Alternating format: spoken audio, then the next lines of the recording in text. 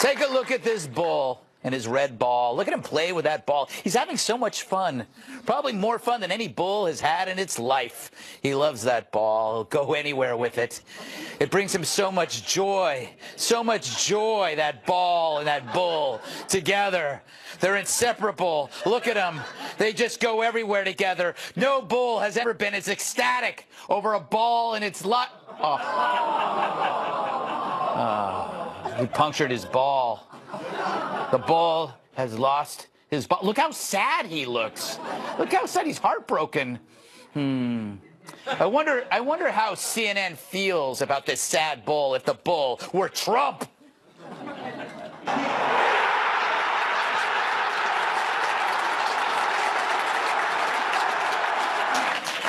Or how does MSNBC feel about this sad bull if he were Trump?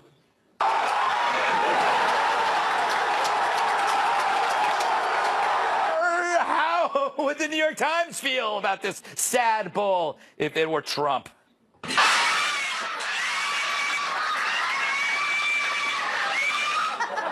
I'll be honest, I just wanted to use the tape of the bull.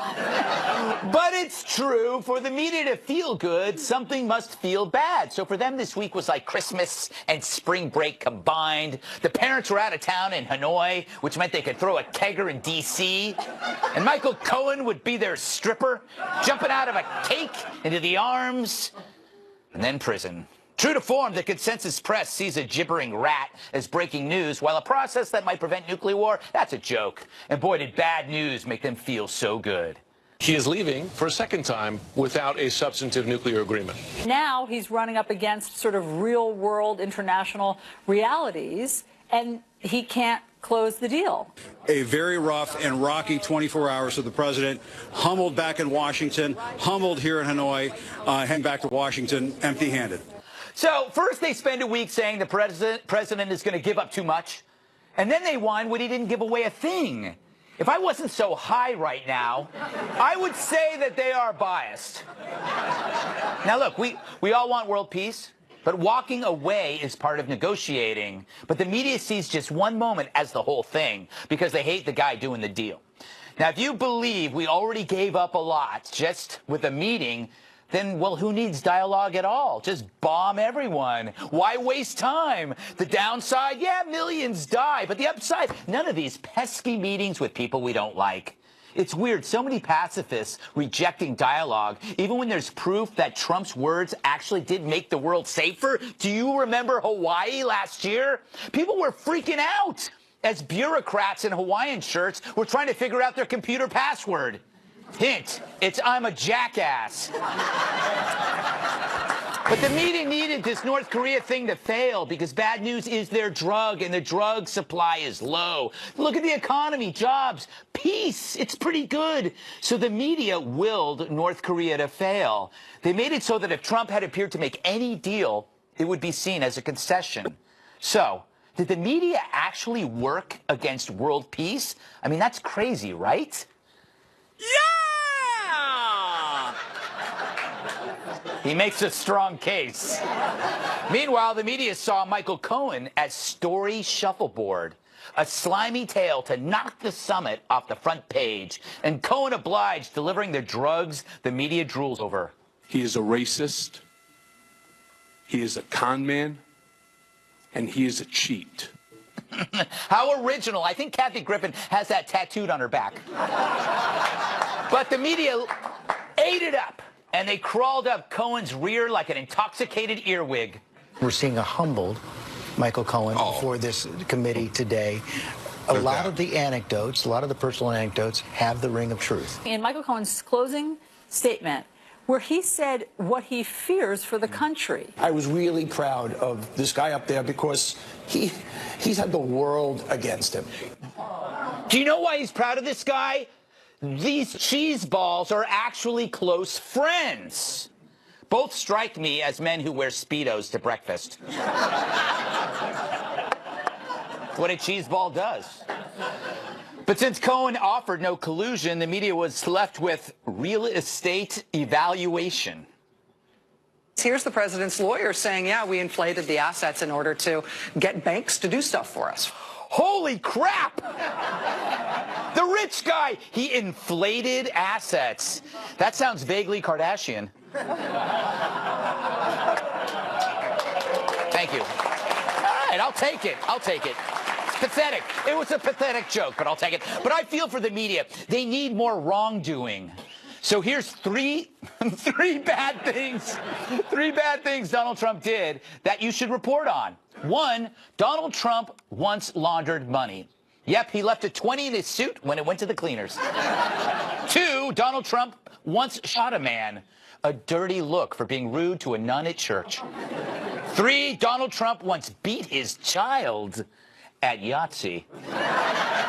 Maybe those will soothe the wounds of 2016. After all, that's all the news is these days. Drugs to reverse the pain of an election. No deal with Kim Jong-un? Take that, 2016. Cohen calls Trump a racist? Take that, 2016. But it's sad. Kavanaugh, Covington, Smollett. Each one was supposed to be that drug that would make them feel better. Didn't work, which is why Cohen's hearing mattered so much. I fear that if he loses the election in 2020, that there will never be a peaceful transition of power. Ah, well, lucky for you, Cohen, you'll be safe in prison. By the way, yeah, I'll take it. By the way, Stormy Daniels actually sent Cohen a note saying, "I'm proud of you." At least she can be proud of something. That film, Revenge of the I can tell you, it did not please her mother. I saw it 3 times. It was disgusting. I'm going to keep saying it because I got to beep it. All right, so that hearing was like a binge of greasy junk food. It goes in and it goes out and you feel gross afterward.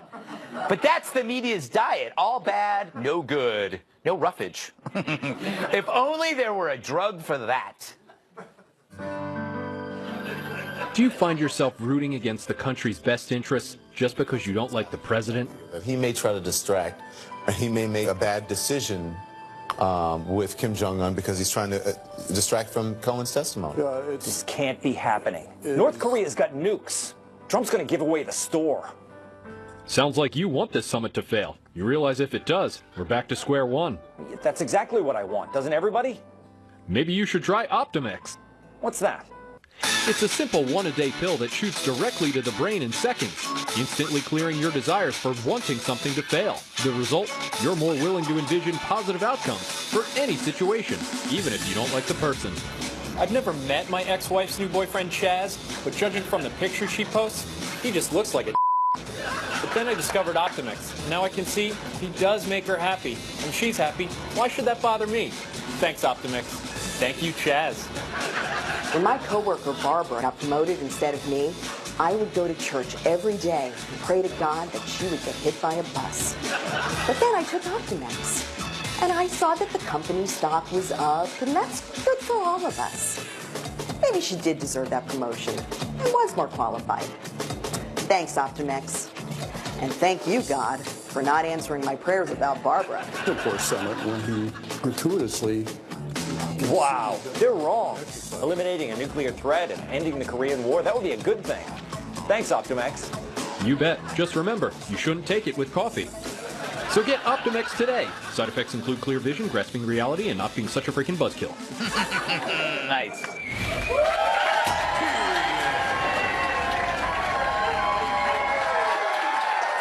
Let us welcome tonight's guest. She's so bubbly, champagne drinks her on New Year's Eve. Attorney and Fox News contributor Emily Compagno. He's like a teddy bear stuffed with giggles and peyote. Writer and comedian Joe DeVito. Her idea of a good time is a bad time. Host of the Tyrus and Timp podcast, Catherine Timp. And he once tripped over a pyramid. Former WWE superstar, massive sidekick, host of On PC and Fox Nation, Tyrus.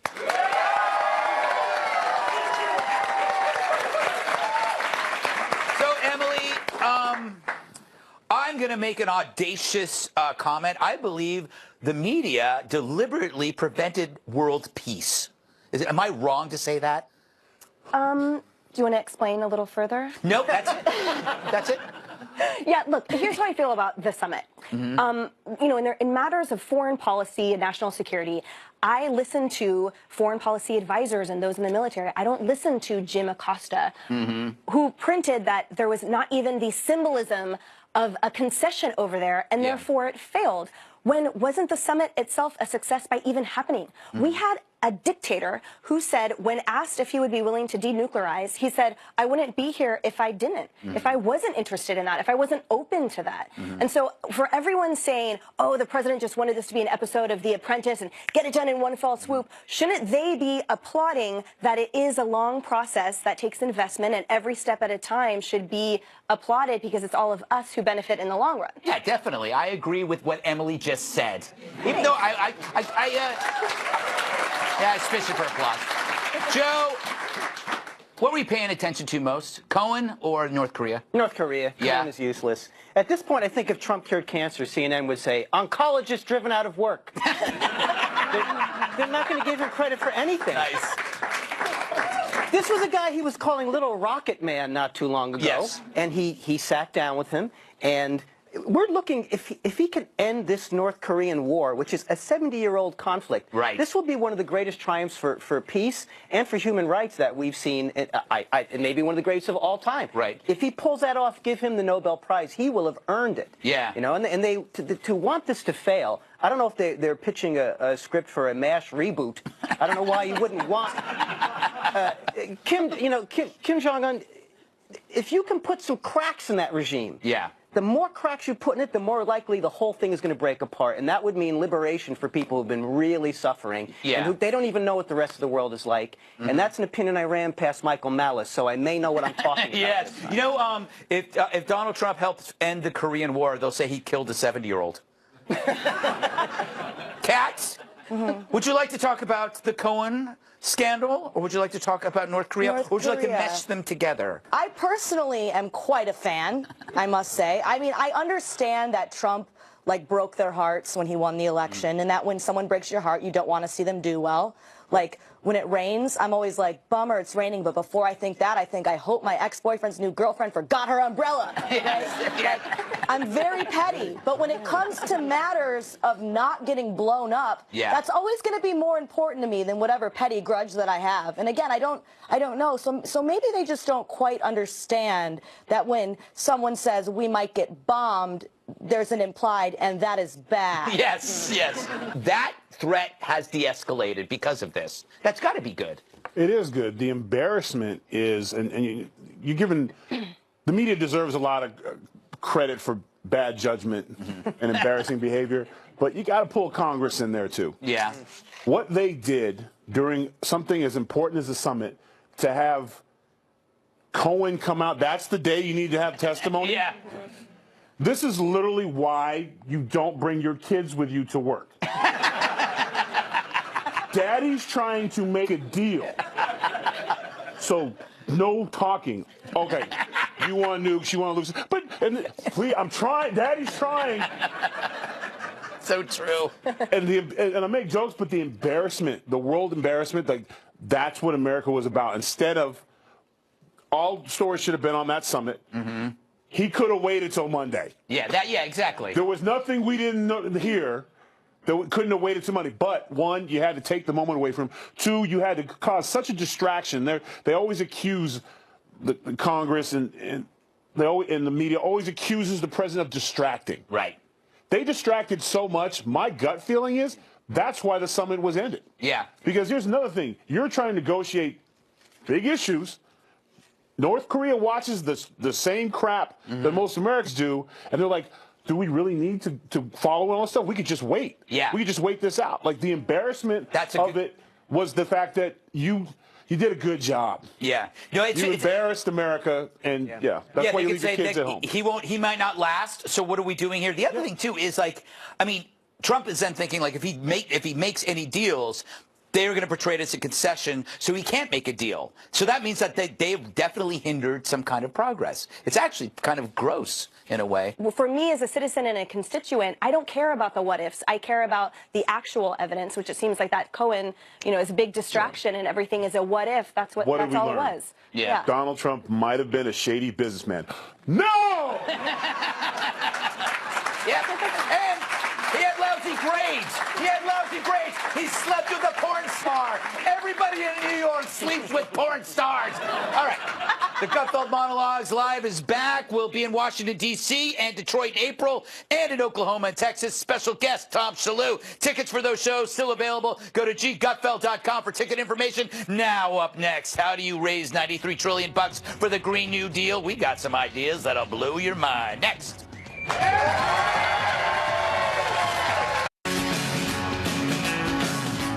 It's the deal that'll make you keel. A new report estimates the Green New Deal would cost $91 trillion. To put that in perspective, that's a load of money. Over $600,000 per household. Affordable? Not really. But why should that stop us? Right? People who use kids to fight their battles for them? Some scientists have said that we have 12 years to turn this around. Well, it's not going to get turned around in 10 years.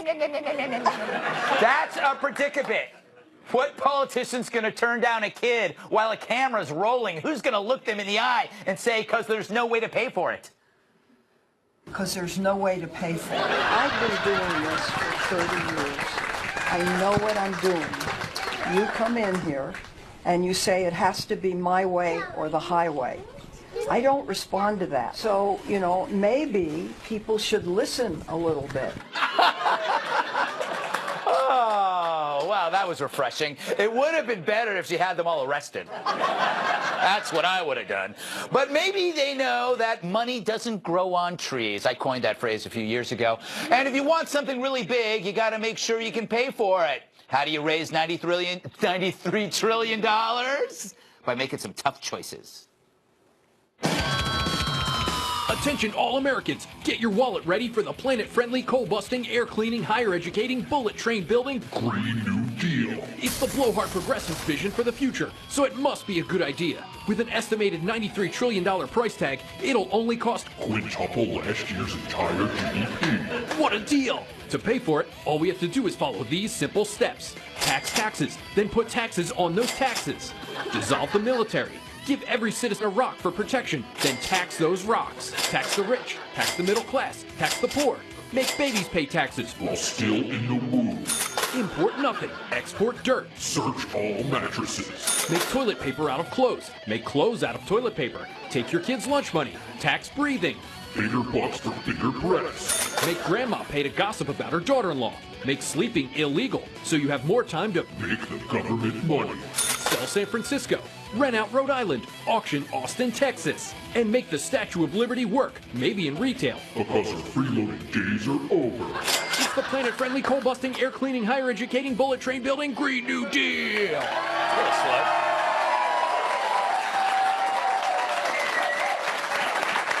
Joe, is this just a fantastic dream or just pure insanity? I am in love with Gangsta Diane. to see their crestfallen little faces was so delicious. Yes. Because not only are we seeing legislation that's being promoted by children, it actually looks like it was written by children. Because it sounds like a child who popped a bunch of Adderall and then sat on Santa's lap. And then got on a roll with what they were asking for. Yes. And said, no, I want a pony, and I want a PlayStation, and I want to go to Disney. And if you look at it, there's no way this stuff isn't going to break every possible bank. Yeah. And you see how intersectionality makes things untenable. Because you can always say, well, what's the effect of curly light bulbs on transgendered athletes? And how do gluten-free school lunches affect? It's like you're not going to get anything done with this nonsense. No, and that's the beauty of it. I would have been great if she had ended her tirade on the kids with some hard facts about Santa and the Easter Bunny. She said, before I go, that fat guy in the red suits? I'm not going to finish it because there's probably some kids here, Kat. That's, I would like if they brought in just a door frame for her to slam in their faces. Kat? I just think AOC has completely lost her marbles. I think she's living in banana land. Earlier this week, she called herself the boss for coming up with the Green New Deal. How are you the boss for coming up with a plan that doesn't work? Yes. Like, are you sure that the Green New Deal's not like what you're putting in your pipe and smoking every day? I don't understand. I can come up with plenty of plans that don't work. How about we fly around on unicorns instead of airplanes? How about instead of gasoline, we use fairy dust we get from Tinkerbell? How about we get Harry Potter to come over and wizard away all the emissions from the cow fart she's so concerned about? See, I just came up with 3 plans that don't work. Does that make me the triple boss? I mean, what is she? Does she want us? Does she want us to just completely do away with all modern technology? Like, I don't want to live like Laura Ingalls Wilder, Greg. I don't want to do my laundry in a basin. I don't want to eat only lettuce and carrots like some kind of little bunny. To relive the Donner Party in the modern day? No because I had to take a horse and buggy to see my grandparents instead of a plane? I don't want to eat people, Greg, and I don't want people to eat me. AOC, do you want people to eat you? No, then stop proposing.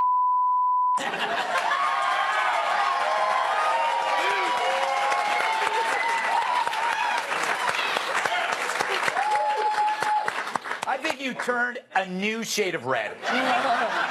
My veins always pop out when I get angry. I know. It's pretty incredible. You know, one of these days, she's just going to fall over. Yes, exactly. You know, the problems with renewable energy is they're like the employee that may not show up for work because you need the sun and you need the wind, and they're not always working.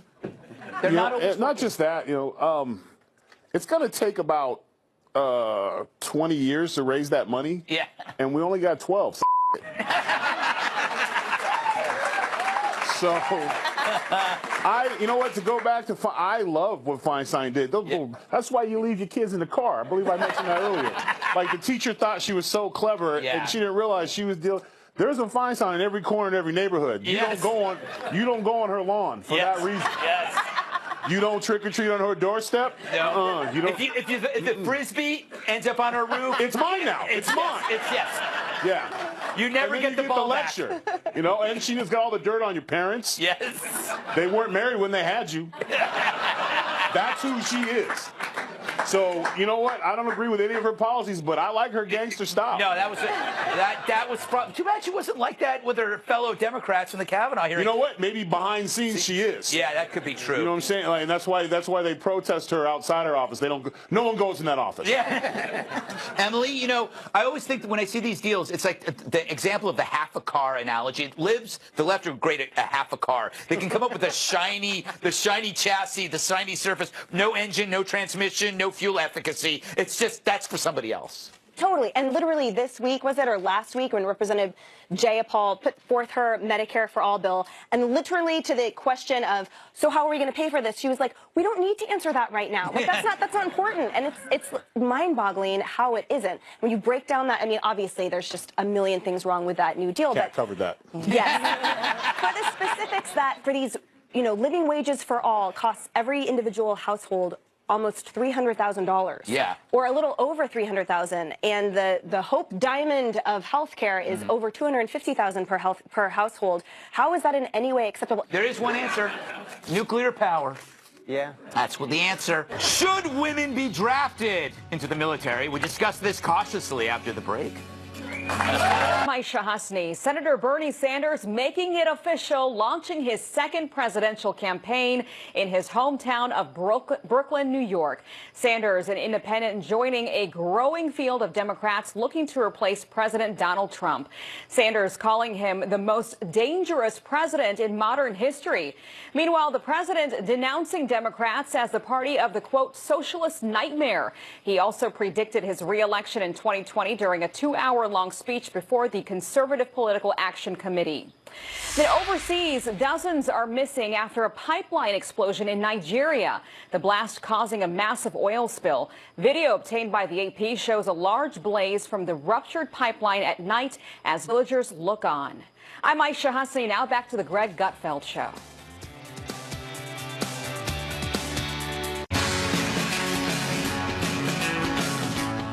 Have American men been shafted for being the only ones drafted? A federal judge has ruled it unconstitutional for the military to draft only men. The decision comes after the National Coalition for Men, or NGOM, argued that an all-male draft violates the 14th Amendment's Equal Protection Clause. Now, the ruling doesn't order the government to change the draft rules. It just leaves us with some unanswered questions, like will women have to register with the Selective Service System when they turn 18? Or should we get rid of the draft altogether? You know, easy stuff. I'm sure we as a nation will totally agree on a solution, because that's what we're doing, huh? Or maybe the issue will be moot. Not sure what that even means, because we'll be fighting the next war this way.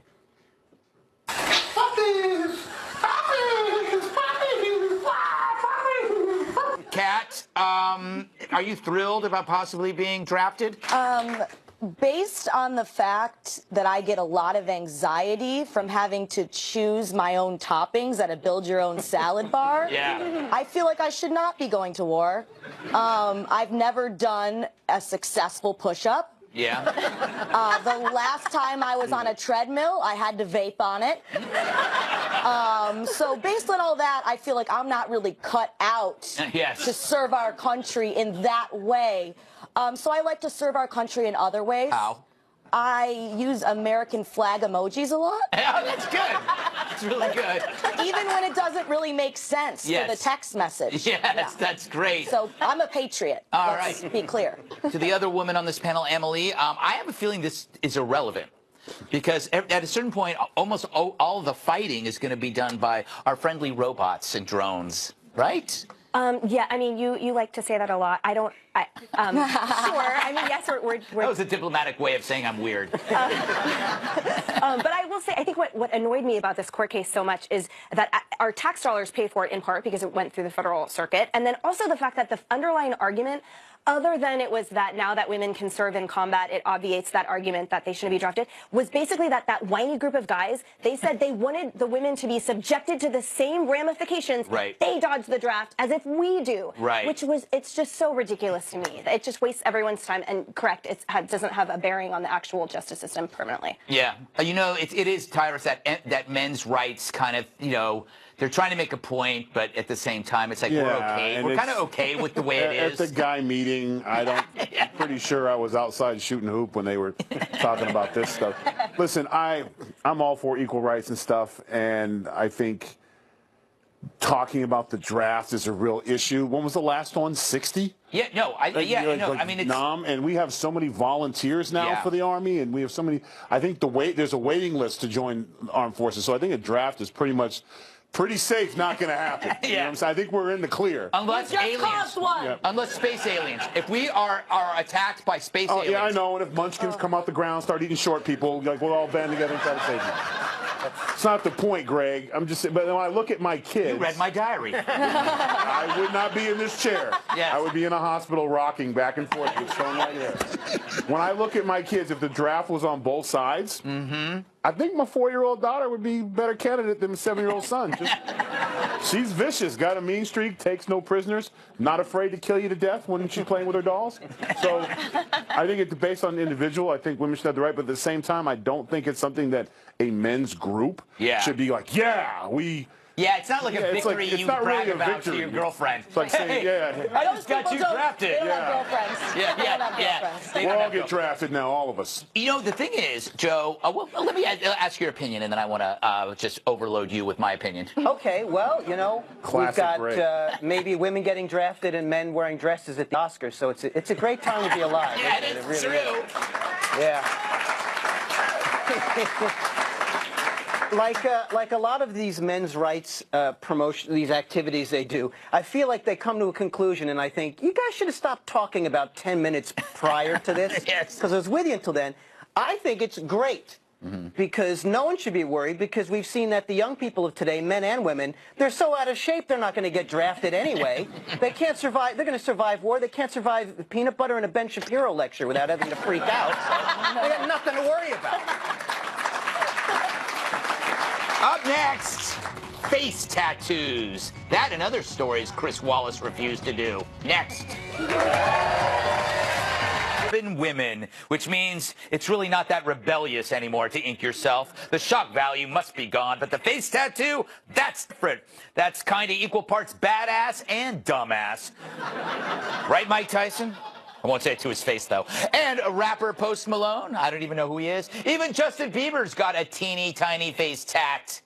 So now, of course, teens are getting them, putting their pictures on Instagram and getting famous that way, which is nice until we all get bored. All right, Tyrus, this is your place. Why is it my place? I don't have a face tattoo. That's my point. You have tattoos all over. Don't ask me how I know. Yeah, okay. Don't ask me how I know. Stick with what's in front of you.